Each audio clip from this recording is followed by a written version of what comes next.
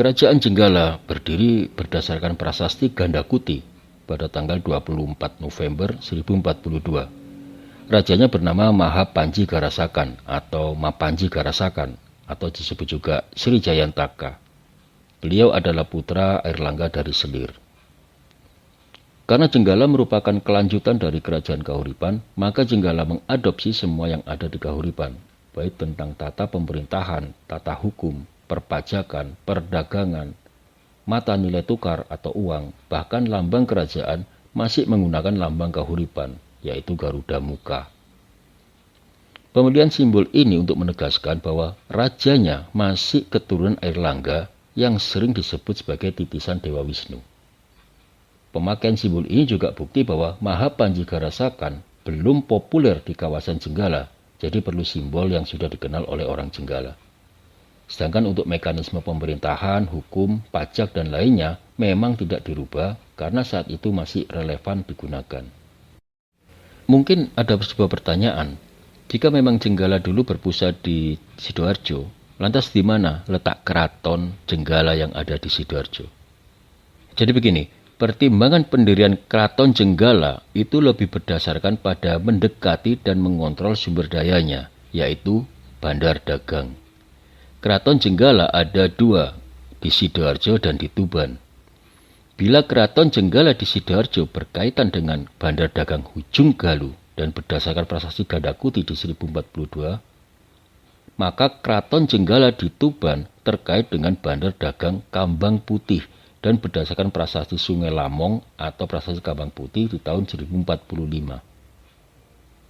Jenggala patut khawatir dengan daerah-daerah ini mengingat potensinya yang besar, bukan hanya perdagangan saja, tapi juga nilai diplomatik dengan dunia internasional. Menurut buku Mencari Jejak Jenggala dan Prasasti Gandakuti, Keraton Jenggala di Sidoarjo terletak di Kecamatan Gedangan, tepatnya di Desa Kambangsri atau Desa Bangsri untuk saat ini. Tentunya wilayah Bangsri yang dulu lebih luas dari wilayah Bangsri yang sekarang. Areal tanah di Desa Kambangsri ini adalah tanah yang sudah ada bangunan sucinya. Tanah ini kemudian dibeli oleh Raja Airlangga kepada perangkat Desa Kambangsri dengan harga sebesar 10 suwarna dan 10 masa emas. Yang kalau kita konversikan dengan nilai sekarang sekitar 400 juta lebih, kurang lebih 400 juta. Dan karena ditempati Keraton Jenggala juga karena ada bangunan suci, daerah Kambangsri ini diberi status Sima Tantra atau status pengurangan pajak. Lantas bagaimana bentuk Keraton Jenggala? Nah, untuk bentuk Keraton Jenggala itu memang belum dapat referensi yang jelas sampai sekarang. Namun kalau saya boleh mengasih sebuah teori, keraton ini mirip dengan Puri atau keraton yang ada di Bali, mengingat hubungan Jawa dan Bali saling mempengaruhi.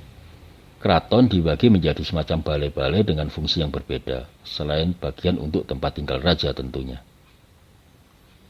Selain itu juga Raja Jenggala yang ada di Sidoarjo mendapat beberapa fasilitas. Fasilitas itu antara lain mendapat pembantu untuk kepentingan pribadi, kemudian mendapat pembantu untuk perangkat pemerintahan, serta fasilitas transportasi.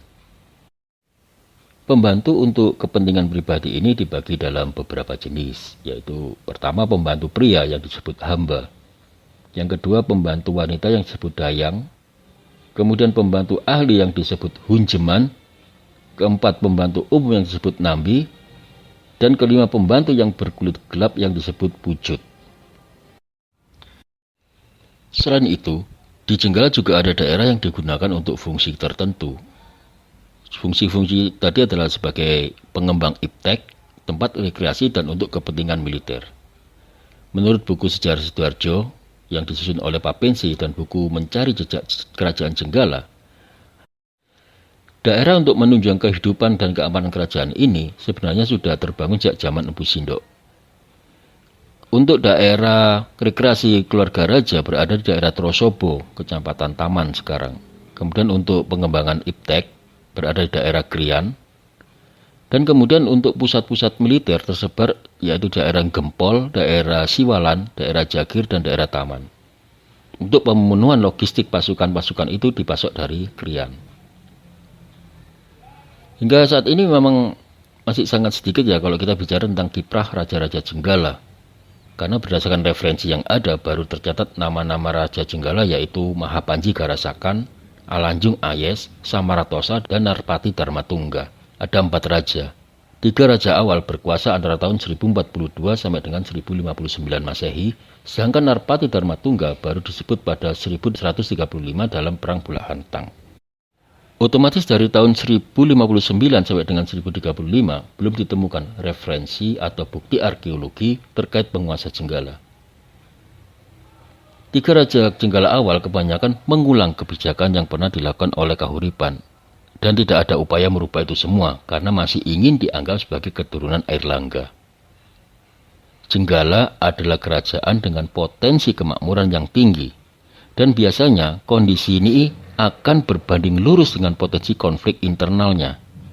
Konflik ini awalnya bersifat laten atau samar, tapi kemudian meledak dalam kudeta, dan itulah yang terjadi di Jenggala. Mahapanji Garasakan hanya berkuasa 10 tahun, dari tahun 1042 hingga 1052, sebelum dikudeta oleh Alanjung Ayes. Dan menurut prasasti Banjaran tahun 1052 yang didirikan oleh Alanjung Ayes yang berseberangan dengan Garasakan harus bersembunyi beberapa tahun di hutan.